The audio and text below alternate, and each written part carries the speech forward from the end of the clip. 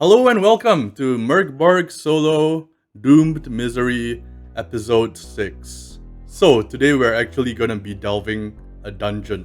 A real deal dungeon. And we might even come face to face with Rebar himself. Probably not. That's probably not gonna happen. I don't think I'm gonna get through the whole dungeon in one episode, but we'll see. So what do I have in the box? Okay, the usual stuff, the usual stuff, the usual stuff. Oh wait, there's something new here. Okay, so there's a reason I put parallel waltz cables here. And the reason why is I want to reference the detail section sometimes. So I'll just be setting this to the side in case I need it. So I'll put that up there. And we got our adventurers. Okay, so we got Galt, we got Jark, and we have Burn. Very nice. So last we left off, we basically made it. We made it all the way to the dungeon, Rebar's dungeon. So we don't really know much about what the dungeon is yet. Like, is it barrow? Is it shrine? Is it temple? What is it? We'll figure that out. But firstly, we're all kind of fucked up, especially the Chimerapede. Burn doesn't have a weapon, so instead, he's gonna be controlling the Chimerapede. That's how I'm gonna do it. Oh, look what we have here! This is printed out from Dungeon Stock by 1d10 plus 5, who made Solitary Defilement. He has an online generator, and what I did was I literally printed out the first thing that I got from Valley of the Unfortunate Undead. The first thing that we're gonna do for this session is we're gonna take a rest. And let's do a resting move, a camping move if you will. So that's gonna be a DR12 presence with 2d20, and we'll do it as a group, I think. So we'll use the person with the highest presence for that. Who has the highest presence? I can't remember. I think it's Burn. I think Burn has like 2 presents. Yeah, there we go. He has 2 presents. So they're gonna do a camping move, and we'll see how that goes for them. So that's going to be a weak hit. So each person is gonna gain D4 HP. Oh yeah, they do actually allow you to restore omens and powers. So that's the thing. So Galt doesn't need to restore, and Jark, actually all of them have full HP. What the fuck am I doing? Except for the Chimerapede. So the Chimerapede gets 3 HP. Fantastic. Yeah, let's just list it here. So I think, yeah, you know what? We'll just write it out. So he has 10 HP now. Fantastic. And that's going to be a big help to us, I think, because it's our ally. Restore 1 omen and 1 power and use 1 ration. So we're going to do that for everybody. And we'll start restoring their omens. So Jark goes up to 1. Galt is fine. And Burn goes up to 2. They also use up some rations. So let's see here. They're gonna use up some rations, 2 rations each. Okay, that's all the bookkeeping out of the way. Yeah, we've camped outside like the border of the dungeon, but we don't know what the dungeon is actually like. So, I like the idea that it's just basically a barrow. I like that idea because like it's a spider god thing. So I think I'm just gonna say that it's a barrow. Yeah, that's what we're gonna do. So what's the barrow like? I could use some details here. So let's get a perilous waltz out. Let's get a ruination. Let's see, how was this barrow ruined? It's an earthquake, fire, or flood. I like the idea of it being flooded somehow. Yeah, like some of the cavern is flooded. It's like kind of like an underwater dungeon barrow flooded. I like that. Yeah. Give me a smell. 8. Acrid. Nice. So it's like probably poisonous water. Or like acidic water. Very cool. Okay, so I have a general image in my mind of what this horrible place is going to be like. So we're going to start drawing that out. Okay. So this is going to be... is it just going to be a hole in the ground? I'm assuming it's like some kind of cave, right? And then like it's kind of like an entrance here, and there's like complete darkness beyond, and like it's kind of like flooded, so you can kind of see some kind of like liquid kind of leaking out here. I think, you know what will be cool too, if there were like gigantic leg-like things coming out of the cave. Like it's made out of rock, but it looks suspiciously like insect or spider legs. There we go. Okay. So also maybe there's like some holes in the top, something like this. Kind of gives the impression that it might be, you know, maybe it might be a bit dangerous to go into this awful place. Especially if you have trypophobia. I wouldn't recommend it. So yeah, let's do something like that. And root them to the ground here. And that is going to be the entranceway that we find to the dungeon. So Solitary Defilement has a fantastic dungeon generation system. It has adjectives, types, contents for each room, and it has a dungeon crawling move, looking up all the entries every single time. It's not that bad, but I wanted to make it a bit quicker, so I made these things. So you probably can't really see what this is. Maybe I should zoom that in. Do you see that? Okay, so these are some white cubes that I bought from Amazon. I got about 100 of them for like, I think it's like 13 USD.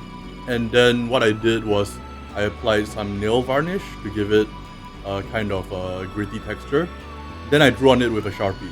These are D6s, as you can see, but because I have this kind of line in the middle there, I can kind of roll them like this, right? And I can take the side closest to me, and I can just read that out, and then it becomes a D12. So, the descriptors for the dungeon are D20, but I took the best ones that I found and made it a D12 roll.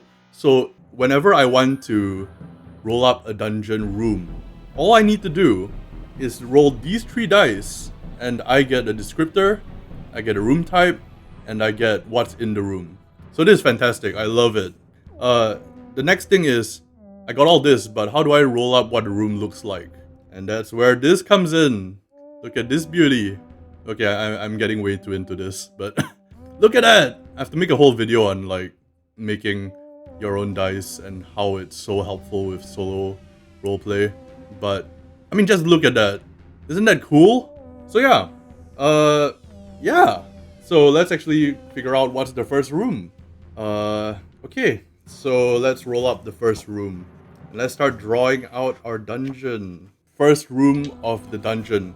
As our intrepid adventurers, Galt and Jark and Burn riding on the Chimerapede, go into this dungeon. What do they find?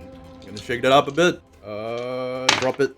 And we get an extravagant passageway that seems to be empty. So for the first room, I think I'm just going to say that there are, let's say there are like 3 exits out, just so that we don't get blocked off immediately, right? So just for this first room, I'm not gonna roll the dungeon die here.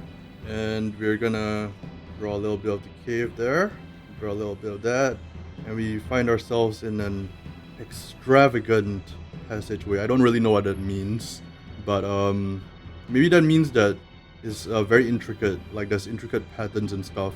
It looks more man-made than it does like natural. So something like this perhaps. And we kind of like get this situation where it's coming off in 3 directions. And yes, I will be hatching this while I'm actually drawing out the dungeon. By the way, while I'm doing this, the music that you're hearing right now, you're actually listening to music from GNOLL, one of my favorite musicians. I actually got permission from them to be able to put their music on this actual play, which is awesome. So thank you, GNOLL, and thank you to HDK for allowing me to do that. Really appreciate it. Okay, let me just get the rest of this done, and we will be right back. And that's gonna be our first area, number 1. So 1 is extravagant passage bracket empty. And I didn't actually roll for that particular move because I thought, just the beginning entrance, I don't really need to. But from now on, we will be doing it whenever we are going through the cavern. What kind of sound or odor or whatever clue might we find from each of these passageways? Like, what's the difference between these passageways? Roll for that. It's going to be 2. So that's going to be a sepulchral. Sepulchral what? 3. Footsteps. Oh god, okay. We hear footsteps coming from here. Cool. So someone maybe walking around. I think it's like not necessarily walking towards us, but someone is walking around there. So that way, we hear footsteps kind of echoing around. Okay, so upwards, what do we find? This time I'm going to roll for an odor or taste. This is just going to give us some information about what is possibly in the rooms. And we smell something bitter. I'm actually going to take rotten. So rotten it is. Rotten smell. So quality 4. Clammy. Okay, so it's like cold towards there. Interesting. So towards this side we hear footsteps. Towards here is a rotten smell, and towards here is cold. I think all of these they don't sound like great options, but I think cold is the least threatening one. Footsteps is the most interesting one. So I'm gonna go towards the footsteps. Firstly, let's do a dungeon crawling move. And oh yeah, we need to figure out what the DR of this dungeon is. So yeah, I'm gonna make it a DR 10. Let's say that. DR 10. So see, 6 and a 3 is gonna be a failure. So what happens on a failure? So a failure, encounter some enemy, trap, or calamity as you leave your current location. Okay. So they say if you're feeling unimaginative, it's just a common encounter. We know that there's footsteps here. So I'm gonna say that it could be a common encounter or it could be an NPC. So is it an NPC? It is. Okay. So we're gonna roll from the NPC chart here. We're gonna see who it is who walks towards us. 1. Rason, a cowardly actor who has a warhammer. Holy shit. Okay. Somebody walks towards us. Well, are they walking or are they running from something? This is an actor. Is he trying to fool us into thinking there's somebody else? You know what? I'd say that's likely. Nope, that's not the case. So are they running from something? I think that's likely. Oh, random event. Okay, we're gonna roll that again first. 16. So they're running from something and a random event happens. What's the random event? Firstly, we need to figure out the random event focus. So that's going to be 2d6. And that's going to be an 11 environmental happening. So let's roll. What is it? 32. Forget. 11. Forget I. Forget I. How cold is it in here? I think it's gonna be pretty cold given that we got this clammy feeling from this side. But I think there might be like stalactites, icicles. There might be like sharp things on the ceiling that when this guy is running through, kind of fall down, and as he looks up to see the source of the sound, it stabs him right in the eye, which is not great. So we just see this guy running towards us. There's some sound made as the cavern kind of rumbles. Some stuff falls and he gets hit right in the eye. How much HP does this guy have? He has 2 HP. Okay. Can we shove him out of the way before that happens? I don't think... Yeah, Jark is gonna try to do it. Why not? He's gonna try to... Oh god, he has horrible agility. No, not Jark. Let's do... Yeah, Burn is gonna come in and he's gonna try to like shove this guy out of the way before this horrible thing falls into his eye. So let's just see whether that happens or not. That is gonna be a failure. Alright, how much damage does this guy take? Okay, he takes max damage. He had 2 HP. So this random guy, out of nowhere, we don't know his name, just comes running towards us, running away from something. He makes a bit too much noise as he runs, and it disturbs the ceiling. And he looks up, and it just horrible. A spike just falls from the ceiling and smashes into his eye, and he's dead. And that just happened as we're trying to enter this room. So our companions look down at him, and I think they go, huh, okay, it's probably a bad omen. It's probably a bad omen. Is there anything on this guy? I'm actually gonna roll on the corpse plundering table here. A hopeless amount of spiders. Well, that's thematic. Okay, so as we approach this guy to find out what his deal is, a bunch of spiders just come out of his corpse. And given that this is a barrow to a spider god, I think that makes a lot of sense. Okay, okay, that's a bad omen. But we cleared that, and we're gonna walk on through. But here's the thing, we know that this area is pretty dangerous. So what I'm gonna do is that each of our companions here has to basically do an agility check, but it's gonna be very easy. So it's going to be at DR 5, and we're gonna see whether they're able to get by unscathed.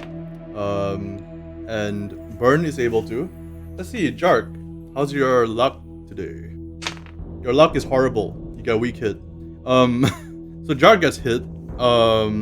Hopefully his armor can prevent any damage from happening. Okay, yeah. He gets hit, but his armor is able to shield him. And finally, Galt. Let's see, Galt. So they're gonna get a weak hit as well. And let's see how much damage goes on the Galt. None, actually, because his armor is able to repel all of it. Fantastic. Fantastic. So we go through and we are peppered with these stalactites, but because we were, observant that this guy just got killed by it, we don't look up, we don't just get brained by it. So, and let's see what we get for this second room. Alright, let's see. Up. Okay, we got infected nest. We got an infected nest. And we got a bizarre encounter. Okay. We're coming through here. We start smelling this horrible rotten smell that we also smelled towards the northern side. Infected nest. Bizarre encounter. Alright. What's the shape of this particular nest like? Yep. Okay, we got that. What is this encounter that we find? Well, we got a rare encounters here, so let's roll a d6. We got a 1. A dead thief, floating face down. If looted, 1 in 2 chance of being an undead. HP 5, no morale, rotten breath, d4. Corpse has 1 tenebrous relic. Oh, we're gonna want that. So we see a dead thief floating face down in this rotten muck, in this nest. It's pretty obvious what's going on here. It's a trap. But they have a tenebrous relic on them. So you know what? We're gonna take it. I'm gonna say that Galt leans in and yoinks it. There's a 50% chance that they are actually undead. 1 to 3, they are undead. 4 to 6, they are not undead. So let's see. So they're not undead. Okay, that's good. Okay, so we just yoink this out of this guy and he just lays there. We are all kind of ready with our weapons, but they just lay there and they don't do anything else. We all let out a sigh of collective relief. So there's a dead body here. Dead, mangled body. And they were carrying a tenebrous relic. Here we go. Okay, so we're gonna roll a d66. And what do we get? Oh, we got snake eyes. 1 and 1. Oh boy! Mercy's Bane. A spiked flail. Deals an additional d6 damage to surrendering enemies. Normally deals d8 damage. Holy shit. We're giving that to Burn. Burn has a weapon now. Nice. So we found a dead mangled body carrying Mercy's Bane. Was not undead. Weird. Okay, because I really expected them to be undead. But I think that's cool. We're gonna move on to the next room here. I think we're gonna go right this time because I'm interested what is in this area. Like, it's gonna have a rotten smell. We're gonna do a dungeon crawling move. And we're gonna get... Oh my god. Okay, something else happens. Is it related to the acrid muck that we were swimming in? Yes, it is. So it turns out that acrid muck is actually poisonous. Who would have known? So it wasn't the fact that they were undead, they were just regular dead, and that this thing that we were going into was actually just horribly acidic. And we should have known that. It was like flooded and we smelled this acrid smell, but let's see whether our companions here are able to figure that out. We'll just say that Burn is up front. So let's see, presence check. It's gonna be a weak hit. I'm gonna say that somebody in the party is gonna get a burst of acid, and their armor is not gonna help protect them all that much. I'm gonna determine it randomly. So 1 to 2 is going to be the Chimera Pete, who Burn is on. 3 to 4 is gonna be Jark. 5 to 6 is gonna be Galt. 5 is gonna be Galt, which, yeah, so his armor is really, really good. However, this acid is fucked up, so I'm gonna roll a d6. He has 5 HP. I'm gonna say that he cannot use his armor to defend against this, but if he basically gets too much damage, he can sacrifice something instead of his health. He has 2 damage. Okay, I'm just gonna deduct that off him. So that's gonna be 3 HP, not modified by his armor. He just screams out in agony. I mean, it's acid. It's acid. Like, it's horrible. We're walking through. Some acid gets into his, I don't know, his boots or something. Starts screaming. They start hopping out of there. And they go on to the next room here. So we're gonna shuffle this up. And we're gonna drop it. So we're gonna find defaced layer that seems empty, but we know that there's something here because there's this horrible rotten smell coming from here. What is the shape of this room? Okay, cool. It's basically a dead end. Draw that out. So we're gonna go into this room here, tree, and it's going to be a defaced layer. Empty? No, there's definitely something here. And it's definitely something related to the horrible rotting smell. It's probably related to the fact that there's an infected nest, to be honest with you. So, we're gonna search because we're fools. Let's do that. So, searching for an object. DR 12 omens. I'm just gonna use the guy with the most omens, which I think we got 2 omens. 2d20 with 2 and then DR 12. Oh, we get a strong hit. So a strong hit, we're going to roll a d4. 2. An item of worth. Search the useful items oracle. Okay. Okay, let's see what it is. We're getting all sorts of loot. 1. A weapon. Okay. Alright. What kind of weapon do we get? We're getting all sorts of weapons. All sorts of stuff. Okay. D10. Please, please, please give me a Zweihander. Please. 6. That would be a sword. Okay, is there anything special about this sword? Is it attached to a body, perhaps? It's likely, you know? It's rotting, you know, there's gotta be something. Okay, it's 18, so that's a definite yes. Somebody has been stabbed with this sword. You know what? Galt is just gonna take that sword, because it's better than his dagger. So he now has a sword, and he slides it out of this guy. So why couldn't we find him? Oh, it's probably because it's flooded. Yeah, so there was a guy, camouflaged in the muck. Okay, here's the thing. That guy could have been undead, so I'm gonna give the similar chance to this guy. Is he an undead fellow? 1 to 3 is undead, 4 to 6 is not. God damn it. Okay, it's undead. Galt kind of grabs out the sword, and he kind of wasn't expecting it because the previous one was not a zombie. And the guy goes, "Rah!" and comes after us. Let's see. What are the stats for that? HP 5, rotten breath. Okay, that will explain why it smells so rotten in there. Alright, roll for initiative, I guess. Who goes first? Okay, the zombie goes first. He's gonna go after Galt, no question about that. Oh no, Galt is not in the best of shape. Yeah, that's not great. So he's gonna go after Galt. Galt has horrible agility here. So Galt is gonna dodge it though. 16 minus 4 is 12, and he needed a 12. So Galt is actually gonna dodge out of the way. Maybe he wasn't as surprised as we thought he was. And now we're just gonna all beat the shit out of this zombie. So Galt is just gonna use the sword that he took out of the zombie and just gonna plunge it back in. He's just gonna stab this guy. So let's see, does he hit? He hits for maximum damage. So is this okay? So Galt comes in slowly through the muck. He slowly slides out the sword, and the zombie leaps up at Galt, and Galt just cuts his head off. So there we go. Fantastic. That was easy. We're getting a lot of flooded stuff as well as undead stuff, which actually ties in very, very well to the theme of this dungeon. So that's fortuitous. I think we're gonna go back into this room and we're gonna go north. Yeah, we're gonna go north. But here's the thing. Every time I backtrack, I'm gonna roll a d6 and I'm just gonna see if we get a random encounter. So 4. Okay, no, that's fine. So we are going to do another dungeon adventuring move. Please let me find a special room. please get a strong hit. We got a weak hit. Okay. So we'll roll that. Let's roll that.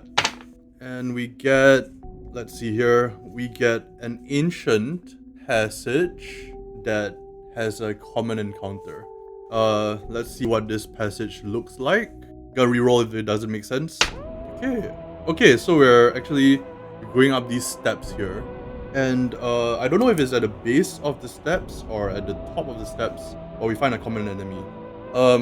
Let's see. What do we find? Roll a d6. Common encounter. 1. We got D2 rotted skeletons. So yeah, are they at the base of the stairs? Yeah, they are. 19. That's a strong yes. So they're actually just waiting for us at the base. Wait, actually, this is from Graves Left Wanting, right? I don't really have that. So I'm just gonna say that they're blood-drenched skeletons, and we're just gonna use those stats. So there's D2 of them. Let's roll. Let's see how many there are. There are 2 of them. HP 7, morale 8, no armor. Got it. Okay, let's write this down. Their special is that they attack by surprise. They can mimic voices to lure victims, but can only repeat what it has heard. Attacks on them with piercing weapons are DR 14. Any strike doing 5 or more damage destroys the skeleton completely. That's interesting. By trying to lure us in, do they give any information about their master? Let's see if that is the case. I think that's likely. Oh, no. Okay, so they're not going to say anything that betrays any information about Rebar. But they are going to try to lure us in. So, they try to attack by surprise. Let's roll the initiative, but we'll roll it at a disadvantage for us. So yeah, they go first. They're gonna try to attack us. Who do they attack? Do they attack this horrible Chimerapede? Jark, or do they attack Galt? Let's see. 6. They attack Galt. Oh shit, that's bad. I forgot that he actually hasn't rested up yet. Oh, this could be bad. Let's see if he's able to dodge it. No, he's not gonna be able to dodge it. He's gonna take some damage here. Let's see how much damage he takes. Takes maximum damage, but he has really good armor. So, oh, he is still gonna take 1 damage though. Somehow, he's gonna take 1 damage from this stupid fucking skeleton. And is the other skeleton gonna go for him as well? Well, let's see. Oh my god, he is. Oh, this could be bad. He is able to dodge out of the way of that one, thankfully. Okay, so now it's their turn. Jark is gonna do the first swing, I think. So he's gonna roll his strength, and he's gonna be able to hit. Let's see here, 6. So he gets a 6 damage, which, according to the entry, any strike doing 5 or more damage destroys the skeleton completely. So one of them is just taken out immediately. That was good. We're gonna look at the morale for the other guy because now he's alone. Oh, he's gonna stay and fight. So Burn is gonna go next, and he's gonna use his Mercy's Bane. He's gonna come out with his Chimerapede and try to attack this guy. 11 minus 1. He is gonna miss. I'm not sure I'm gonna give the Chimerapede a chance to fight as well. So he's just gonna miss with that weapon. Finally, Galt is gonna use his sword and just try to stab at this last remaining dude. He is gonna miss. So initiative next round. Just normal initiative because no more surprise. And we got 2, which means the enemy goes first. Who are they gonna attack? If it's Galt again. Oh my god, it's Galt again. They really do not like Galt. Oh, see. Oh, Galt is not gonna be able to dodge that. Okay. Max damage. How much does he block? Okay, he blocks all of it, which is really good. In fact, I forgot to do this, but the Thorn Armor actually does D2 damage to attackers. So the skeleton goes down to 5, and then we all just take our turns attacking, and I'm pretty sure it is dead. So Galt is gonna come in with his sword, he's gonna hit, he's gonna deal D6 damage, he's gonna deal 3 damage, 2. Jark is gonna come in, 15, and that's gonna be a hit as well, and they're just gonna outright murder this thing, I'm sure. They do. So these skeletons are both dead. They were guarding something. So is there anything we can find at the top of the stairs? Just do a search, I guess. So let's see here. Searching for an object. And 16 and 4. It's gonna be a weak hit. Weak hit. We find 2. Corpse plunder. So, 16. The remains of something worthless crumbles in your hands. So they were guarding something up here, or was it on their bodies? Well, whatever the case might be. Yeah, I think what happens here is Galt is like, behold, an ancient relic that these evil skeletons were guarding, and it just crumbles. It just breaks apart. So that's great. I really want to do one more room, but I think this episode is getting a bit long, so we're gonna call it for today. If you're watching this on YouTube, if you liked what you saw, hit like and subscribe, all that YouTube stuff. Comment down below, tell me what you think, and I'll see you next time on another episode of MÖRK BORG Solo.